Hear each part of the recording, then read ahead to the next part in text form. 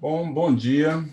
15ª aula do curso de superfícies de rima e hoje a gente continua discutindo aplicações em espaços projetivos.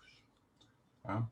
Então, na aula passada, de aplicação, é claro, de superfície de rima em espaços projetivos.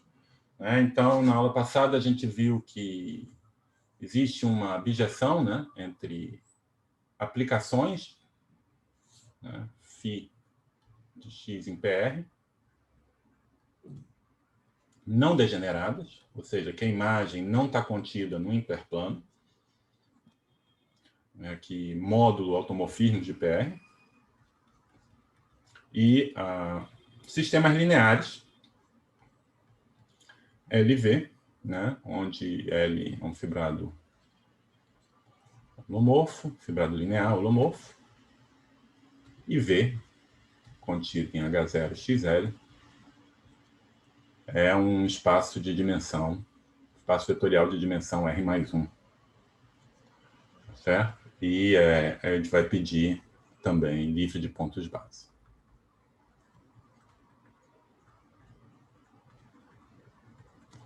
Ok? E isso merece uma definição, um objeto desse tipo.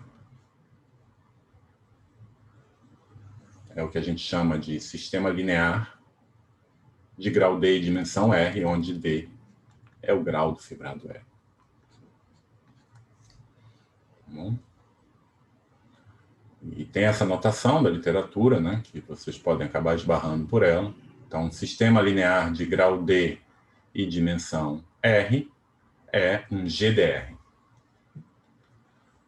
Então, sempre que eu tenho um GDR sem pontos base, eu posso definir uma aplicação, φ de PV em PV estrela, e ela tem algumas propriedades, A aplicação é injetiva se somente se V de menos P é diferente de V de menos Q, onde V de menos P vai ser justamente as seções de V, os elementos de V, tal que SP igual a zero. A aplicação é uma imersão se somente se V de menos 2P é diferente de Q, então aqui perceba que eu posso escrever de V de menos P como sendo as seções pertencentes a V, tal que o divisor da seção é maior ou igual que zero, ou maior ou igual que P. E, portanto, para qualquer divisor efetivo, eu posso escrever de V de menos D como as seções em V, tal que o divisor de S maior ou igual que D. Então, usando essa notação, a gente vê que ela vai ser uma imersão se somente se V de menos 2P foi diferente de V de menos P, e um mergulho se somente se de V de menos P menos Q possui codimensão 2 em V para todo P e Q pertencente a X. Tá bom? Então, deixa eu ver isso um pouquinho mais em detalhe. E o ponto todo é o seguinte, O ponto todo é que V de menos P define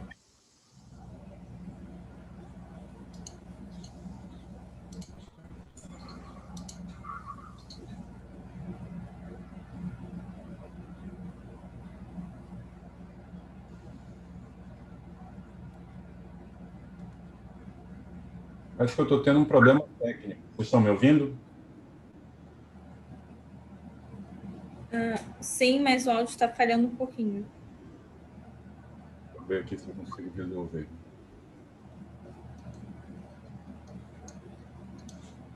Alguém está com o áudio ligado aí, é o Andrés.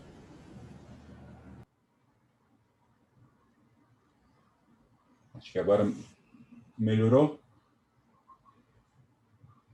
Sim, saiu o ruído do fundo. Então, muito obrigado. Então, V de menos P é o conjunto das seções em V que se anulam em P. E, como eu falei no slide anterior, eu posso interpretar isso também, e talvez seja a maneira mais natural de escrever essa condição, como sendo os S pertencentes a V, tal que o divisor de S é maior ou igual que P. Então, isso define, né, um conjunto em X, que é o conjunto, vamos chamar de ZP, que são os pontos de X, tal que S de Q igual a zero para qualquer S pertencente a V menos P. Bom, então, é um exercício de verificar que isso coincide como conjunto com a pré-imagem da imagem de P. E se Q pertence a P, porque se Q pertence a VP, então V menos P pertence a Q, e reciprocamente, se V menos Q for igual a V menos P, então eu tenho também que Q pertence a VP. Então, mas além de definir um conjunto, né, eu defino também um divisor.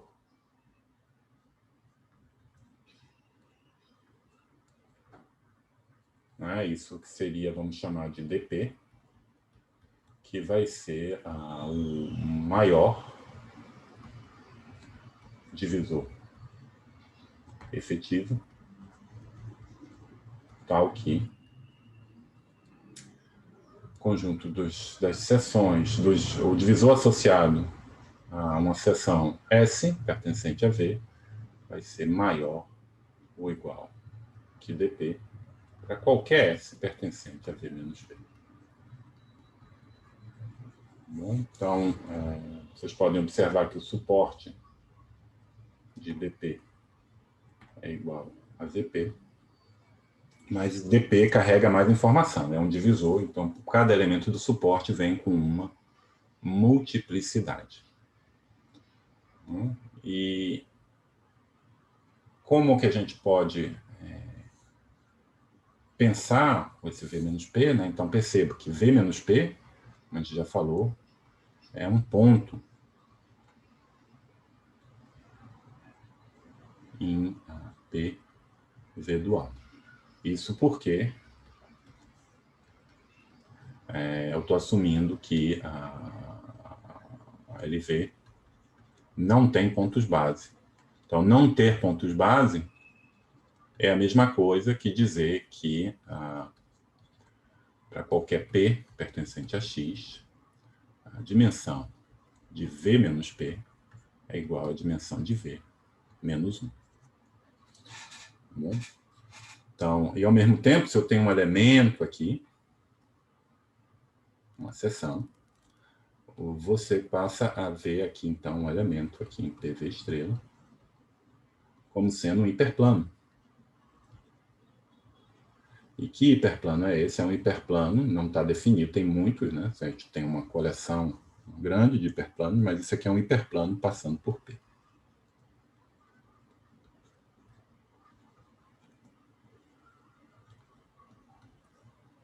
Bom, que vai ser justamente os funcionais lineares em V que se anulam em S. Esse é o hiperplano.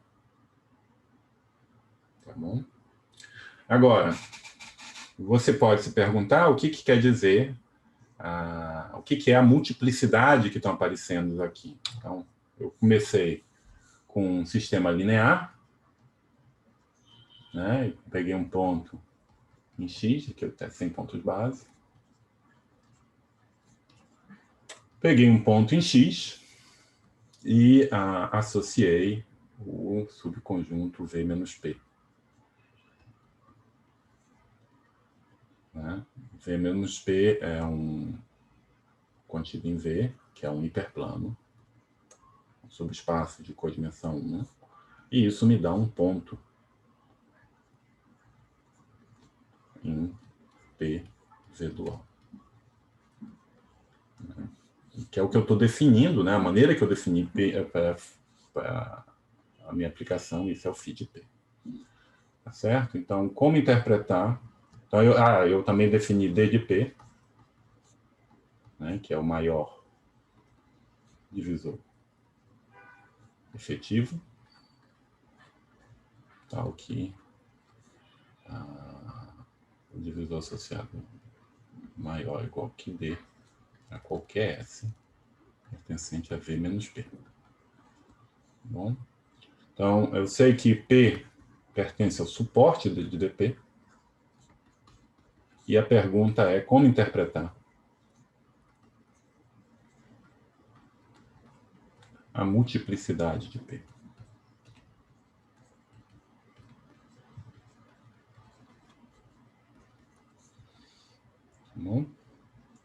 Então, vamos simplesmente pegar uma seção S, né, pertencente a V menos P, ou seja, eu já sei, então aqui eu tenho minha curva X, tenho o meu ponto P, tenho a minha aplicação φ, tenho a minha imagem, que φ de P.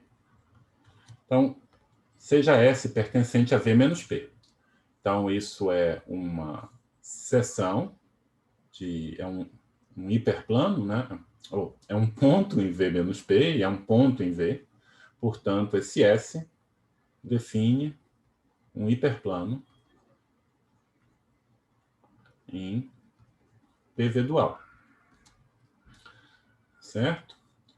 Agora, então, eu olhar para a imagem do hiperplano, né? Então, o divisor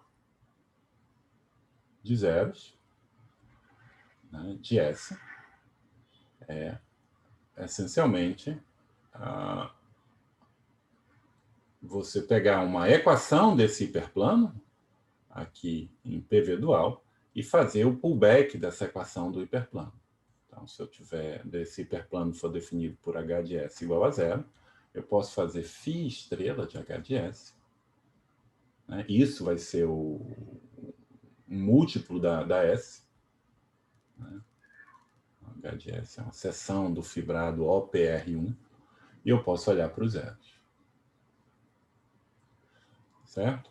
Agora, eu sei que o P pertence a esse conjunto, né, por construção, porque eu peguei S em V menos P, mas poderia aparecer com multiplicidade maior. Aparecer com multiplicidade pelo menos 2 quer dizer que o hiperplano, então eu tenho aqui a reta tangente, estou assumindo que é uma imersão nesse ponto, eu dizer que aparece com multiplicidade 2, então a ordem em P de S0 maior ou igual que 2, é a mesma coisa que dizer que o hiperplano H de S contém a reta tangente. Contém a reta tangente a C, a X, a φ de X, no ponto, ou melhor, contém a reta tangente gerada por reta tangente, vamos chamar isso de φ' de P vezes C. Ou vezes TP.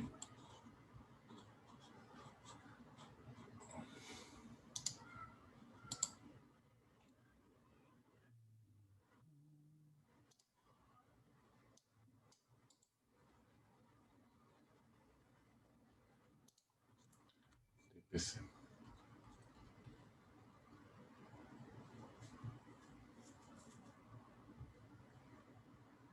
TP. A imagem da aplicação da derivada naquele ponto. Tá bom? E por aí vai conter, vai ter ordem maior ou igual que 3 se contém a reta tangente, a derivada e a segunda derivada também. E você pode continuar desse jeito. Tá bom? Então, isso é a chave para mostrar essa aplicação, essa proposição. Tá certo? Então, a gente reformula, a gente pode falar um pouco, traduzir o que a gente acabou de dizer num enunciado preciso e útil. Né? Então, a gente tem que φ injetiva, se somente se V menos P for diferente de V menos Q, que é o que está claro aqui. Ela é uma imersão, se somente se V de menos 2P mais V for diferente de V de menos P. E é um mergulho, né? Se somente se V de menos P menos Q possui codimensão 2. Né? Porque se isso possui codimensão 2, eu vou ter que V de menos 2P vai ter codimensão 2, V de menos P tem codimensão 1, então vale essa condição para todos. E também eu tenho V, codimensão, se aquele cara tem codimensão 2, esse está claramente contido em V de menos Q, que tem codimensão 1 e está contido em V de menos Q, que também tem codimensão 1.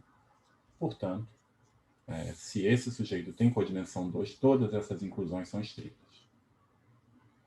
Quando esse cara é codimensão 2.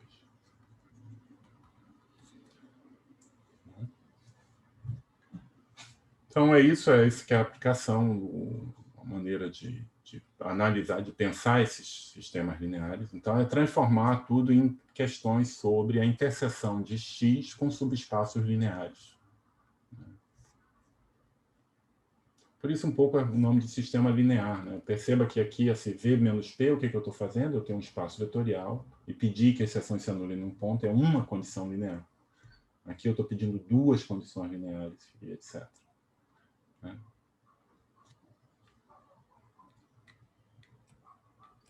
Bom, então vamos ver umas aplicações dessa situação.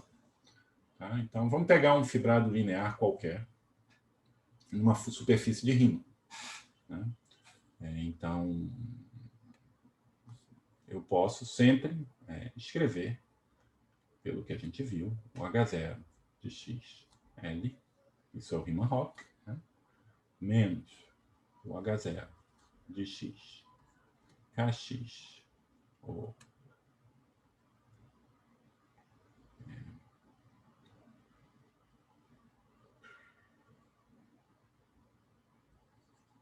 ômega 1 de x.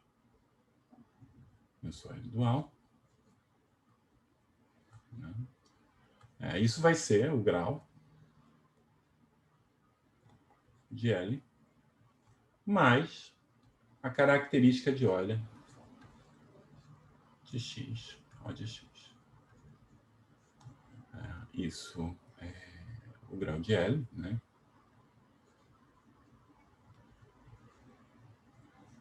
Mais 1 menos G.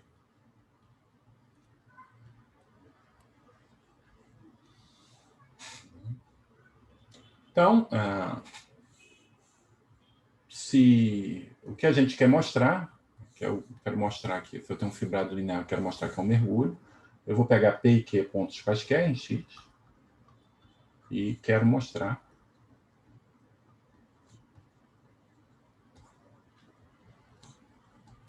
que H0 de X, L é igual a H0 de X, L, eu sou O de X, menos P, menos Q. Mais 2. Que é isso, justamente, esse H0 daqui é o V de menos P, menos Q, ó, dimensão. E eu quero mostrar que tem codimensão, para mostrar que é o mergulho. Isso aqui é a dimensão de V. Onde V aqui eu estou tomando o sistema linear completo. Então, quando eu digo que é o sistema linear completo, é o conjunto de todas as seções. Muito bem, então a gente tem uma ferramenta para fazer isso, é a Riemann-Roch. Então, vamos escrever o H0 de L. Vou omitir o X para não carregar a notação. Mas isso é maior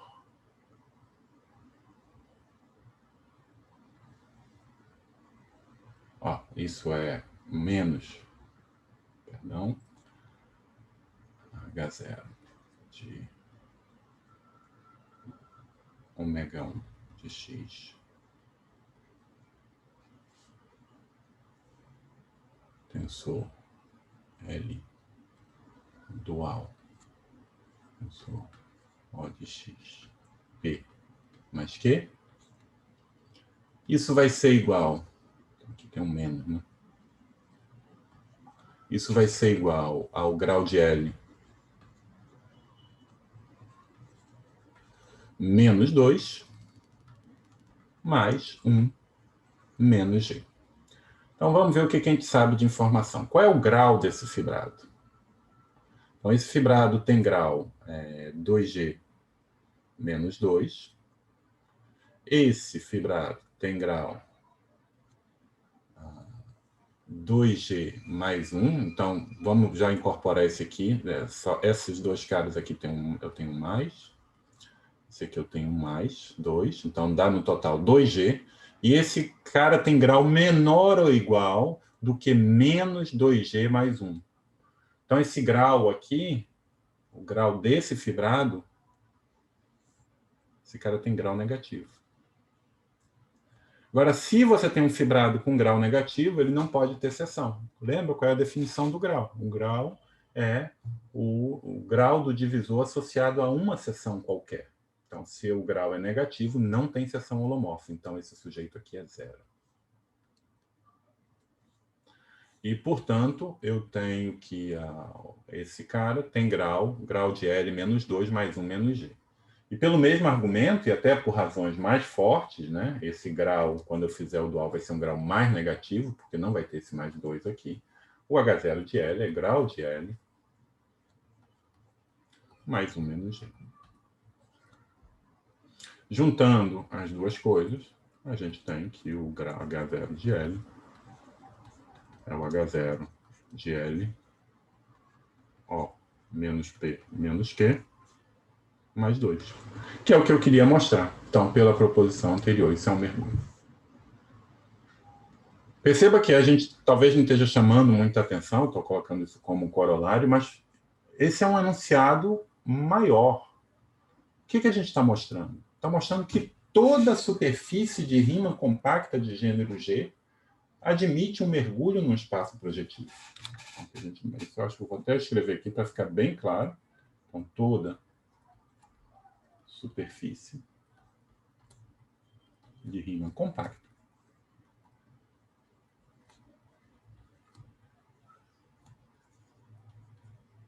é uma curva projetiva, é isomorfa, curva projetiva. Isso aqui é a nomenclatura da geometria complexa, né? Depois em geral, porque afinal de contas é uma superfície real, mas como o objeto complexo tem dimensão 1, então parece natural chamar de curva, e a gente diz que as curvas projetivas são as curvas compactas que se mergulham em espaços projetivos. Então, a gente acabou de mostrar, ou seja,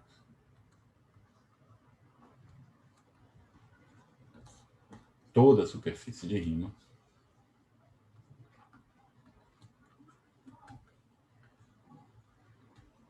admite um mergulho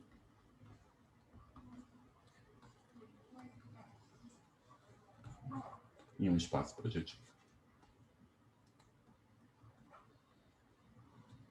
É consequência do teoremas, por exemplo, o teorema de Chau, apesar de você poder mostrar de outra maneira, até de maneira mais concreta, mas é consequência do teorema de Chau que essa superfície de rima, então, vai poder ser dado como zeros comuns de polinômios homogêneos no espaço projetivo. Então, toda a superfície de rima, que a gente definiu com meio de métodos analíticos, no final da história, é uma curva algébrica, zero de um certo conjunto de polinômios homogêneos. E você pode se perguntar se será que existe um mergulho um pouco melhor que o outro? Um mergulho canônico? Né? Então, de fato, existe para gênero maior ou igual que 2. E é o conteúdo dessa proposição. Né? Se eu tenho uma superfície de rima de gênero maior ou igual que 2, então, a aplicação associada ao sistema linear completo 3kx é um mergulho. Lembra que o grau de kx, né, divisor canônico, é 2 G menos 2.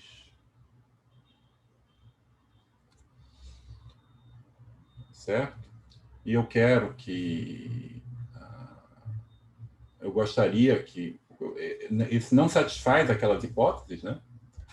Então, se o gênero for maior ou igual que 3, eu tenho que o grau de 2kx é maior ou igual do que 2G mais 1.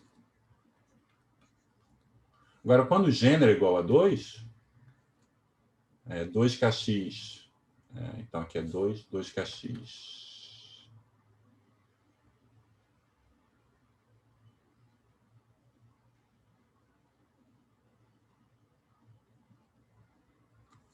Gênero, grau de isso.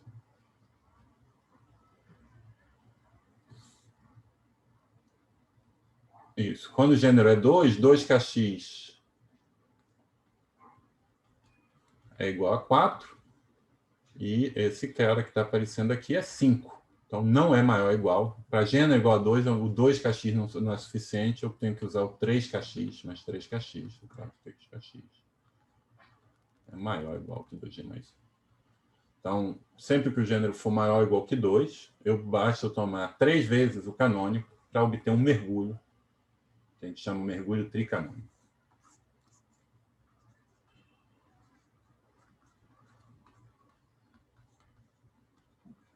Então, mais para frente, a gente vai tentar entender justamente, né, que perceba, quando eu estou em gênero maior ou igual que 3,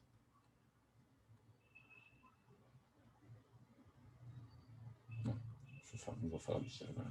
O que a gente vai ver mais para frente é que tentar entender, por exemplo, quando que kx não define um mergulho. Vai entender quando que isso vão ser uma classe distinguida de superfície de Riemann que a gente vai discutir.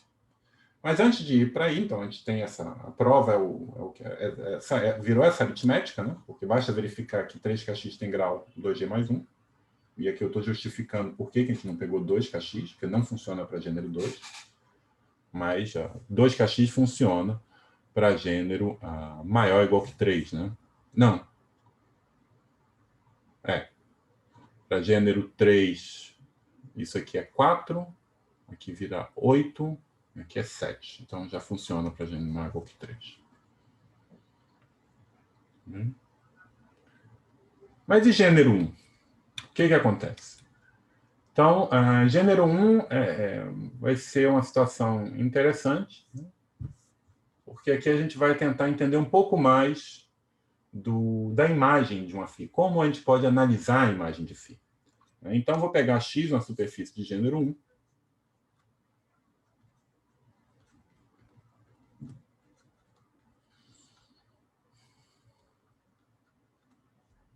e eu vou pegar L, fibrado de grau 3. Ok? Agora, 3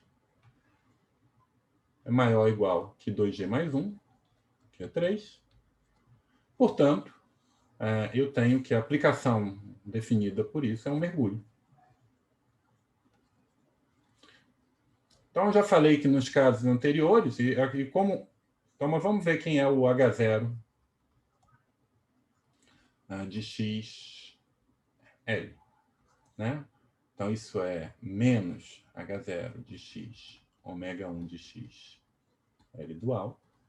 Agora, em gênero 1, a gente tem que o grau desse sujeito é 0. Então, o Riemann-Roch vira espécie particularmente efetivo, né? Se eu tiver um fibrado de grau positivo, esse H0 é sempre 0. Né? Porque o grau disso vai ser menos o grau daquilo. Então, eu tenho a conta do H0 e isso vai ser o grau, que é 3, mais 1 menos G.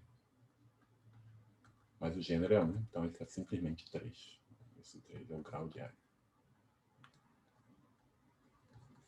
Tá bom? Então, o Riemann-Roch me diz que esse espaço tem dimensão 3, então eu tenho uma aplicação de x, no final das contas, em P2, projetilizado no espaço de dimensão 3. E o que eu afirmo é que existe um polinômio, o conteúdo da proposição, que existe um polinômio pertencente a C, x0, x1, x2, tal que P de φ de x é igual a 0 para qualquer x pertencente a x. Ou seja, o lugar de zeros do polinômio define a minha superfície de Riemann. Certo? Como é que a gente mostra alguma coisa assim? Então, lembra que V que é um polinômio? Né? Aqui eu escrevi um polinômio em coordenadas. Eu escolhi uma base em V0, nesse espaço projetivo, nesse P2, para poder escrever isso. Mas como é que a gente pensa um polinômio de forma um pouco mais intrínseca? Né? Então, perceba. Os elementos de V... Então, V são funcionais lineares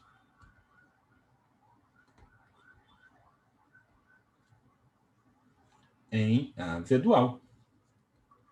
Né? Porque eu tenho esse emparelhamento. Se eu tenho um elemento de V dual e um elemento de V, eu posso contrair esses dois elementos para obter um número complexo.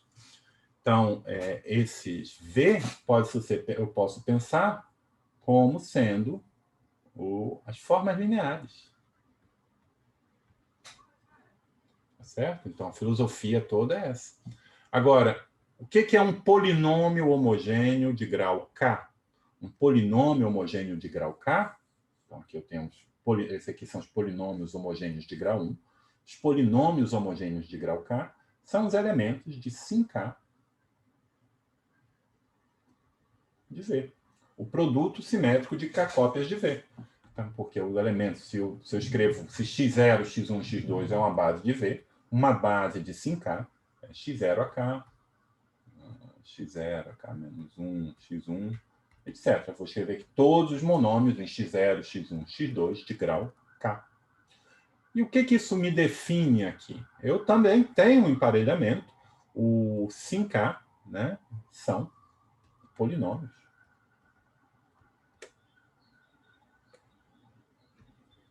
Homogêneos de grau K em V dual. Uma vez que você escolhe a base, é isso que a gente está fazendo. Isso aqui é funcional linear, é a mesma coisa que um polinômio homogêneo de grau 1. Bom? Então, dito isso, o que a gente pode fazer? Eu posso considerar, né? Então, eu tenho LV, grau de L igual a 3, não era isso? Eu já vi que H0 de XL, que era, na verdade era todo H0, né? V igual a H0. Eu já vi que H0 de XL é igual a 3. Né? E eu posso, então, eu tenho esse espaço vetorial V, eu posso considerar uma aplicação de sim K, ou de sim 3V, em H0 de X L ao cubo. Tá bom? Eu posso sempre, qualquer elemento aqui, eu posso exprimir como uma soma de monômios, e para cada monômio eu tenho uma seção associada, né? E eu tenho um mapa natural daqui para cá. Aqui talvez fique até mais claro eu escrever o próprio H0, né? Certo? Você define por monômio, nos monômios, e você estende por linearidade. Se eu tenho seções, 3 seções de L, o produto delas é uma seção de L ao cubo. Tá bom? Agora, qual é a dimensão desse cara? Então, os polinômios homogêneos de grau 3 em 3 variáveis, isso aqui tem dimensão 10. Agora, a dimensão desse sujeito a gente calcula com Riemann-Roch.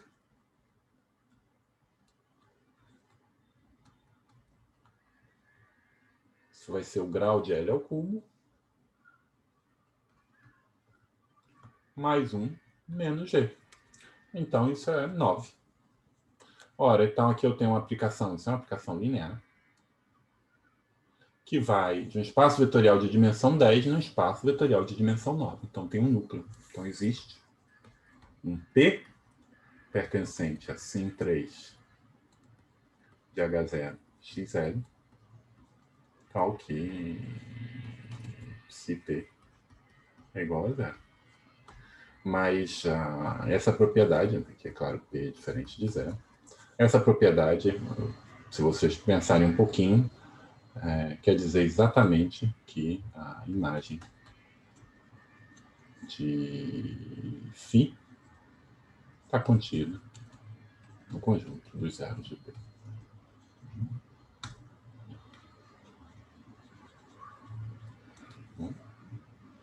Então, o estudo dos sistemas lineares associados te dá mais informação, né? Você, olhando para potências simétricas e outras construções da álgebra linear, permite não só entender a aplicação, mas também entender os polinômios que se anulam na imagem da aplicação. Tudo isso. Isso é parecido, Jorge, isso é parecido com aquele problema lá de, dado alguns pontos, achar um polinômio que anula por eles, né? Acho que a filosofia é mais ou menos isso, não é? É, álgebra linear, né? Perceba, você pedir que um polinômio se anule num ponto é você colocar uma condição no espaço de polinômios, uma condição linear, e você quer saber quando que a interseção delas é vazia. Não vazia, quando você consegue satisfazer todas ao mesmo tempo. Toda essa filosofia, né, de transformar nossos problemas, nossas questões em questões de álgebra linear.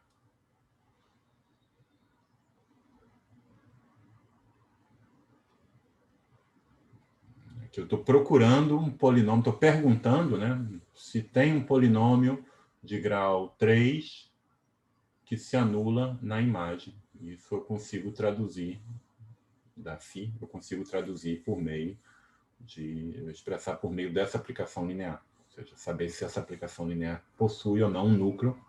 E aqui eu consegui garantir que ela possui um núcleo pela condição mais simples possível que a gente tem para garantir a existência de núcleo, que é simplesmente comparar dimensões do domínio com contradomínio.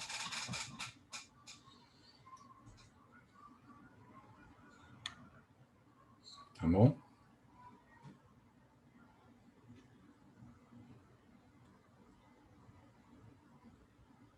Então, por exemplo, a gente pode fazer uma coisa análoga de um... Deixa eu fazer um outro exemplo, que é outro exemplo muito importante. Outro exemplo. Vamos pegar uma curva de gênero 3. Tá bom? E vamos assuma que Kx, ou seja, essa aqui é a notação para o sistema linear completo, né, que é o sistema ω1 de x, h0 de x, ω1 de x. Suponha que Kx define o Mercúrio.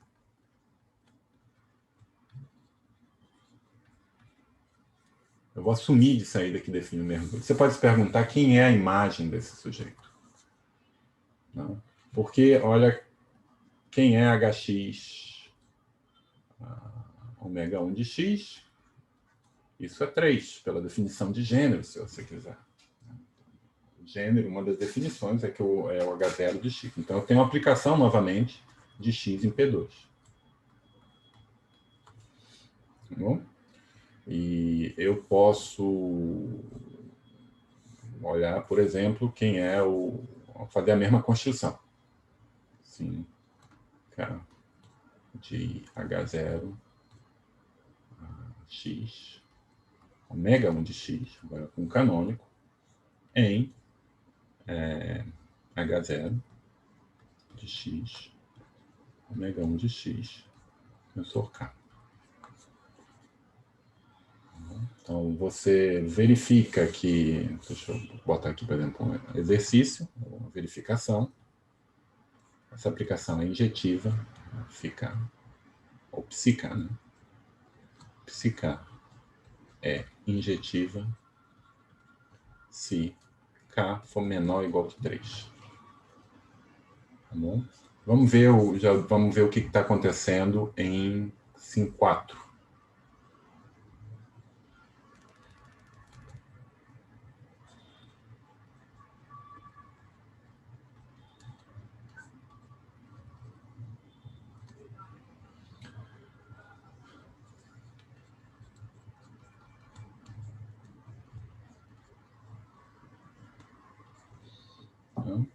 Qual é a dimensão desse espaço? Então, aqui, como no caso anterior, o H0 tem dimensão 3. Então, eu estou perguntando qual é a dimensão do espaço de polinômios homogêneos de grau 4 em 3 variáveis.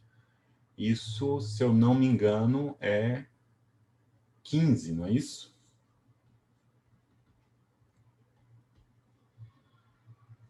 Agora, H0 disso, isso vai ser, por Riemann-Roch, vai ser o grau de L mais 1 menos G. Né? Eu tenho...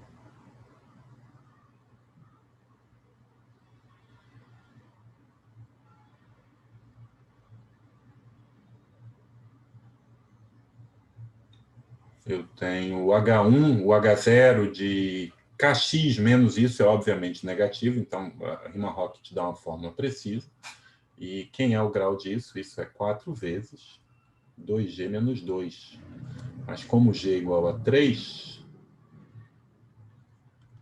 2G menos 2 é igual a 4. Então isso aqui é 16. Né? Mais 1 menos 3. Então isso é 16 menos 2, que é 14. Então aqui você tem um núcleo. Então você tem um polinômio de grau 4. Então, de gênero 3, ela é um... Se o Kx definir mergulho, então,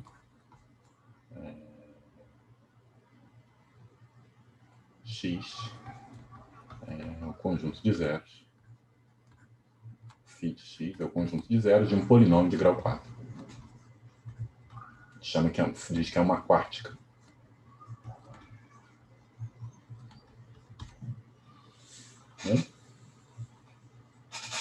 Muito bem.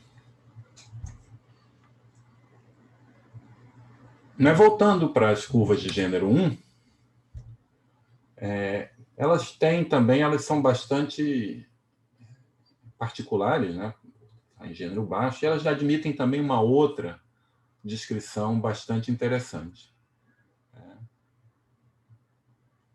Então, o que eu quero mostrar é que no caso de gênero 1, eu sempre posso exprimir a minha curva, né, a minha superfície de Riemann de gênero 1, por meio de um recobrimento duplo de P1.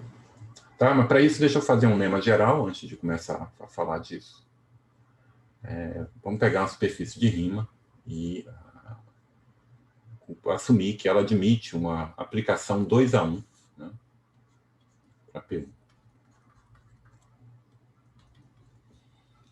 No caso de aplicação 2:1, a fórmula de Riemann-Hurwitz que a gente viu é particularmente efetiva. Por quê? Porque se eu pegar um ponto, talvez eu devesse ter desenhado na outra direção, mas se eu pegar um ponto aqui, eu tenho sempre... Deixa eu fazer aqui assim. F, né? Se eu pegar um ponto em P1, eu tenho sempre, no máximo, 2 pré-imagens, mas pode ter alguns pontos em que eu tenho apenas uma pré-imagem, e esses são justamente os valores críticos. E esse vai ser um ponto crítico. Em particular, a correção da forma de Riemann-Hurwitz, ela conta com multiplicidade 1 apenas, cada valor crítico e cada ponto crítico. Então, isso é uma aplicação direta de Riemann-Hurwitz. Né?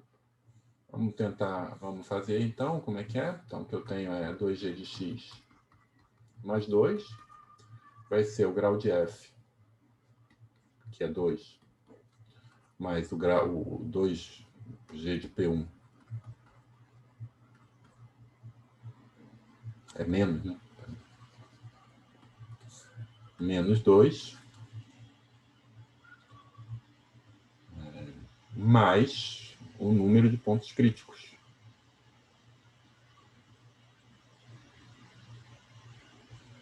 né? Porque aquele erro que aparece, justamente por esse argumento, cada ponto conta com uma multiplicidade de apenas 1.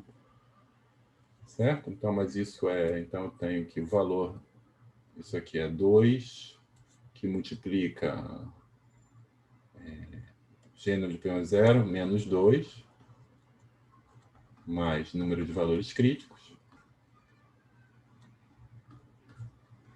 o que me dá aqui o número de valores críticos. É igual a 2G mais 2. Né? Passei aqui o menos 4 para lá, virou mais. 1. Então, vamos agora especializar, vamos olhar no caso de gênero de x igual a 1. Então, suponha que eu tenho... Note que se eu pegar 2 pontos quaisquer,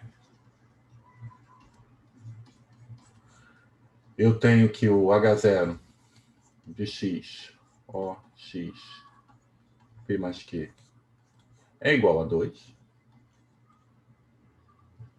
Certo? Simplesmente porque isso é o grau, a gente já viu. Então, o H1 é 0. O H0 de Kx menos P menos Q é 0. Então, eu tenho esse sistema linear associado a esse grado. Define o mapa de x para P1. Tá bom? E eu sei que eu tenho justamente 4 pontos críticos. 4 valores críticos. E eles são todos distintos também. Então, o que eu quero mostrar aqui é como reconstruir, né? Então, digamos que eu tenho esses valores críticos, vamos chamar ele de P1, P2, P3, P4. E como reconstruir x a partir desses valores críticos?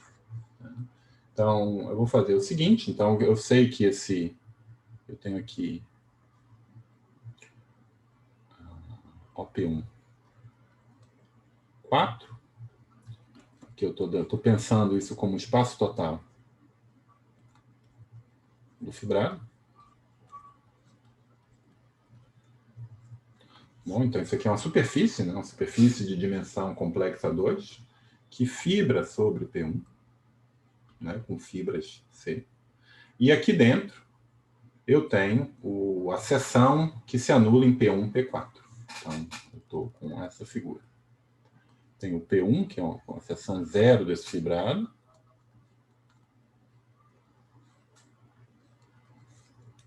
E tem uma seção com 4 zeros. 1, 2, 3, 4. Tá bom? E eu vou considerar aqui uma aplicação. Não é uma aplicação de fibrados, mas uma aplicação de variedades. Tá? Isso aqui é uma superfície, né? Então, uma superfície que fibra sobre P1. E eu vou considerar uma aplicação que aqui na base vai ser identidade, e fibra a fibra eu vou fazer o seguinte, eu vou elevar ao quadrado. Então, se eu tiver... Cada fibra é a aplicação elevar ao quadrado. E como eu sei que esse OP1 de 2 é uma raiz quadrada do OP1 de 4, ou seja, se eu pegar as funções de transição, escolhendo recobrimento suficiente fino, posso pegar funções de transição tal que aqui a função de transição vai ser GJ e aqui vai ser GJ ao quadrado. Né?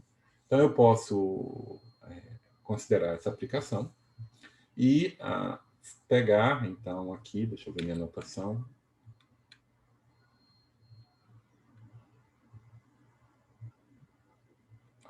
tá, então vou chamar esse cara aqui de Z. E eu posso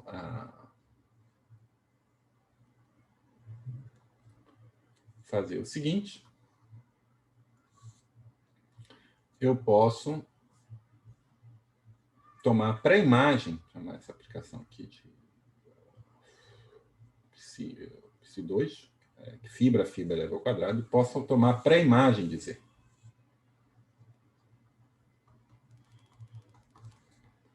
Então, isso vai me definir agora.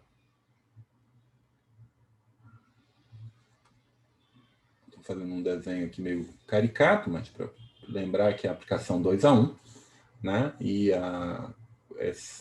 vou chamar isso aqui de Y.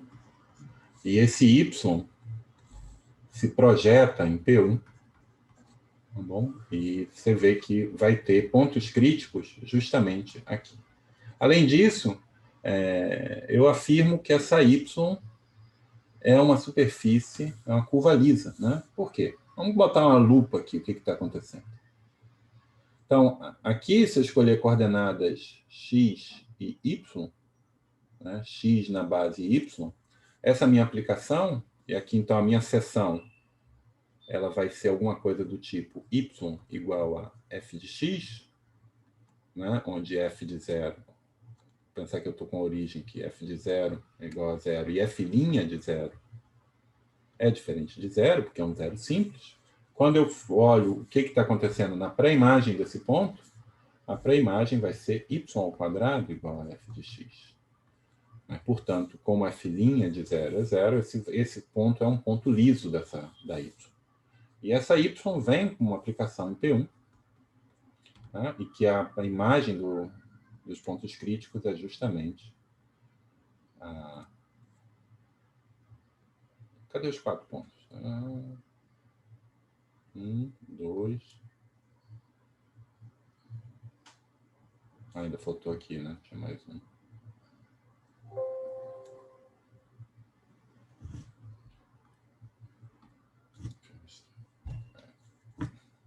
Desculpa, eu fiz besteira. Deixa eu voltar.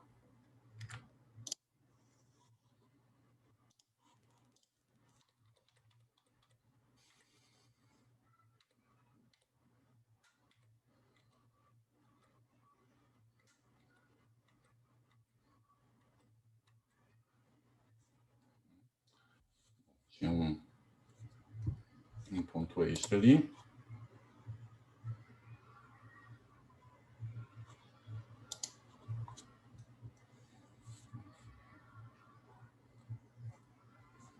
Para poder ter os 4. 1, 2, 3, 4. Eu vou ter então aqui esses 4 pontos em P1. Tá bom?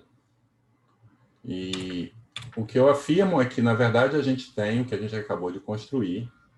É um diagrama desse tipo, né? Esse Y foi o que eu acabei de definir, aquela pré-imagem do Z, que é alguma coisa que se mergulha nesse fibrado, e eu posso enviar a minha superfície original X em Y por meio de um biolomorfismo, tal que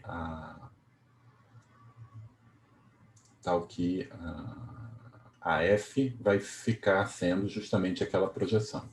E a prova é muito simples, na verdade, né? A prova é o seguinte, é simplesmente você observar que eu tenho aqui a Y, que eu acabei de construir, ela se ramifica exatamente, por construção, se ramifica exatamente nos mesmos pontos que a F se ramifica, né? Então, aqui eu tenho a X,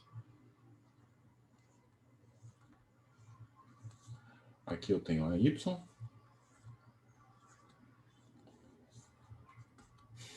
e eu tenho a F e a π restrito a Y. Tá bom? Então, vou construir a aplicação psi. Como é que você faz? Pega um ponto daqui, escolhe um ponto na mesma fibra do Y. Né? No princípio, eu não sei dizer qual é qual, então, só para mostrar, para deixar claro que eu não sei dizer qual é qual, vou pegar um ponto de baixo. Tá? E como é que eu faço? Vou pegar uma pequena pré-imagem aqui, vou mandar aqui na base. Aqui é a identidade. Eu vejo o que está acontecendo aqui. E eu vou mandar naquela pequena vizinhança. Tá bom? Então, você consegue definir essa aplicação assim, até que você encontra um desses pontos críticos. Mas, no ponto crítico, você simplesmente vai trocar de ramo. E como é uma aplicação 2 a 1, a monodromia local é sempre a mesma, a maneira de trocar é sempre a mesma. Você sempre passa de um para o outro. Então, não deixo vocês verificarem que não tem problema nenhum para você definir uma aplicação contínua de x para y, que é holomorfa no complemento dos pontos críticos e que faz esse diagrama como está. Agora, uma aplicação contínua e holomorfa fora de um conjunto finito de pontos, fora de 4 pontos, é automaticamente holomorfa pelo teorema de extensão de Riemann. Tá bom? Então, assim você constrói um biolomorfismo.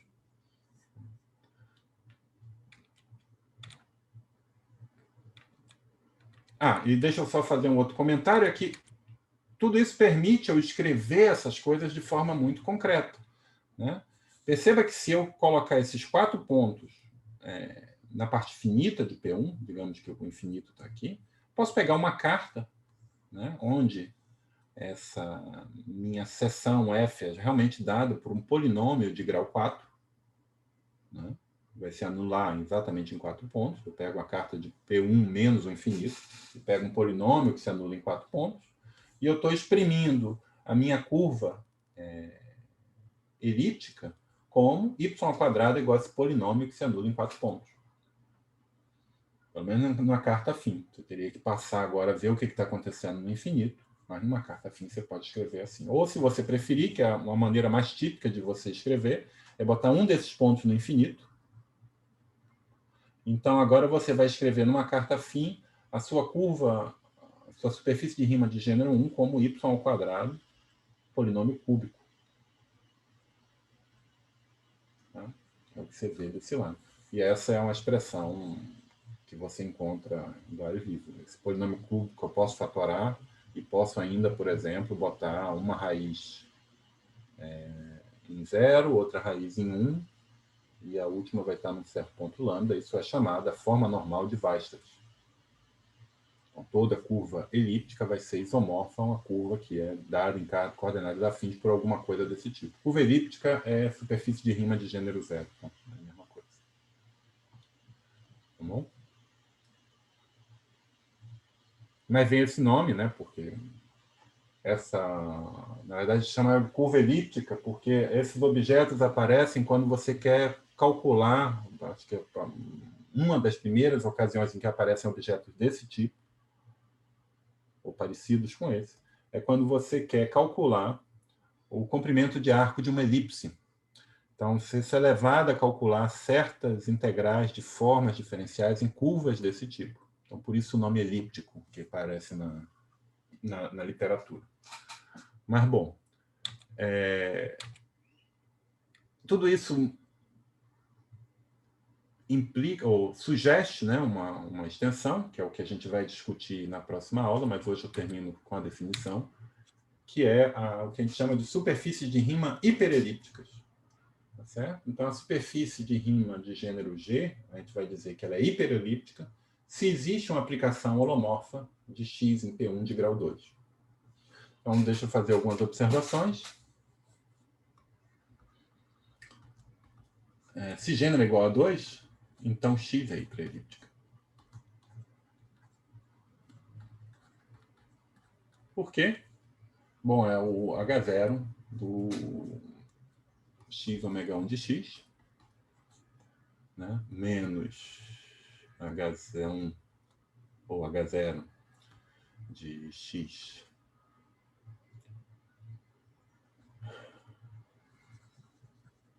ômega 1 de x tensor ômega 1 de x dual é igual a 2G menos 2 mais 1 menos G.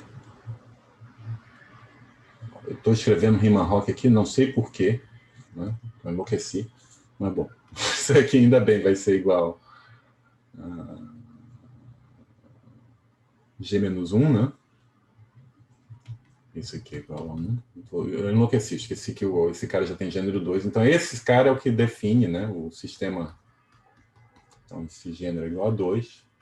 Sistema linear completo associado a Kx, né, as formas holomorfas definem a aplicação de grau 2 em P1, e o 2 é 2 gênero, 2 menos 2. O grau, em geral, vai ser essa, né? Bom, então ela é sempre hiperelíptica. E para gênero 3, a gente pode ver que ela vai ser hiperelíptica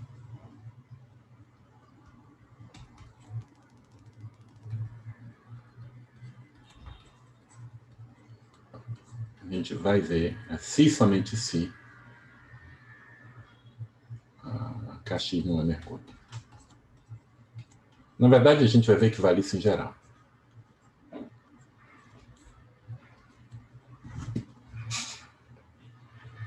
Bom, aqui eu poderia dizer para gênero 2 também, porque kx nunca é mergulho, e até para gênero 1, porque o gênero 1, kx é trivial, não define aplicação em um ponto, não é mergulho, e x é elíptica, né? Porque você está dizendo que hiperelíptica é satisfazer isso. E a gente vai estender aquele argumento que a gente fez para a curva elíptica e revisitar ele para entender que ela é hiperelíptica se ela pode ser escrita numa carta afim como y ao quadrado igual a polinômio em x.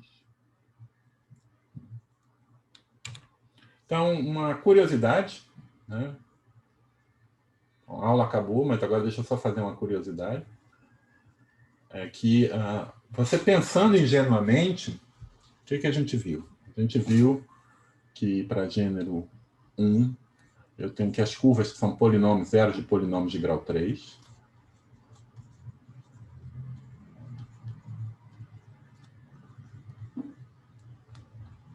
Para gênero 2, elas são hiperelípticas. E, portanto, são...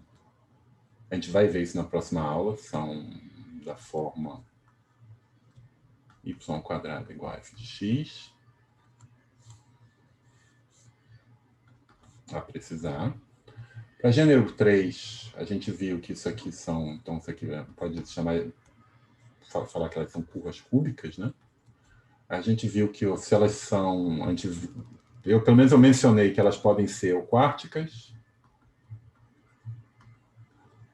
ou hiperelípticas. E nessa história, a gente está conseguindo descrever todas as curvas de gênero 1 por meio de polinômios de grau 3, todas as curvas de gênero 2 por meio de coisas desse tipo, que eu escrevo explicitamente, todas as curvas de grau 3 por meio de quarticas ou por meio de curvas hiperelípticas, que eu também escrevo explicitamente. E você pode formular, e foi um tema, né, da matemática no século XIX, início do século XX, é uma questão, mesmo que ingênua, dar uma descrição similar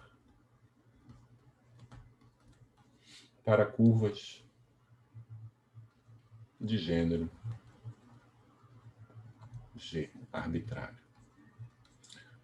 O que você pode entender como uma expressão similar? O ponto todo aqui é que eu estou conseguindo escrever um certo sistema, eu estou conseguindo escrever equações que descrevem a curva de gênero 1, qualquer curva de gênero 1.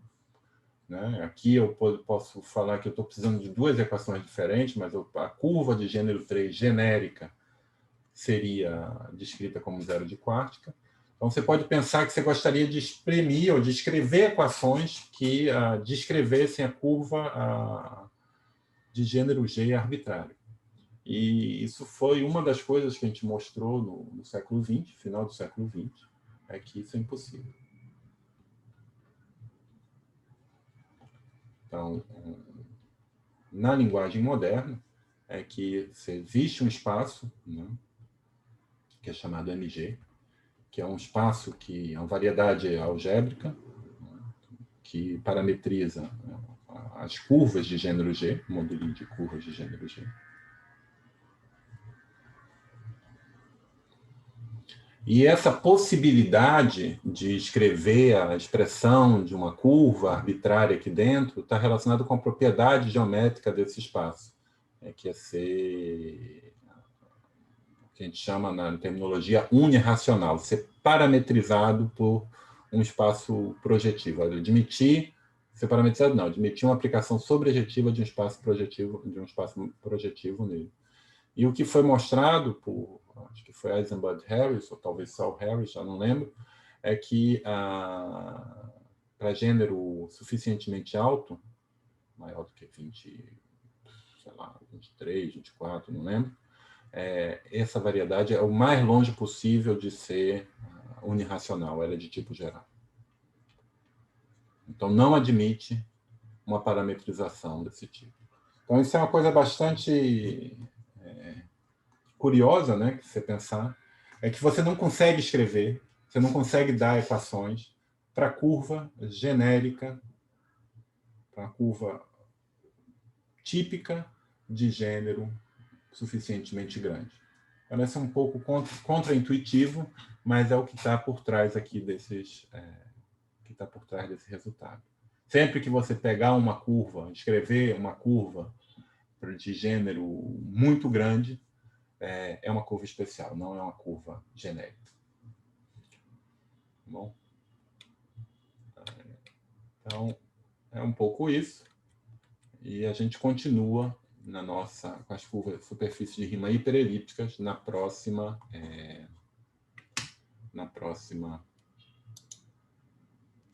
depois de amanhã, né? Quinta-feira.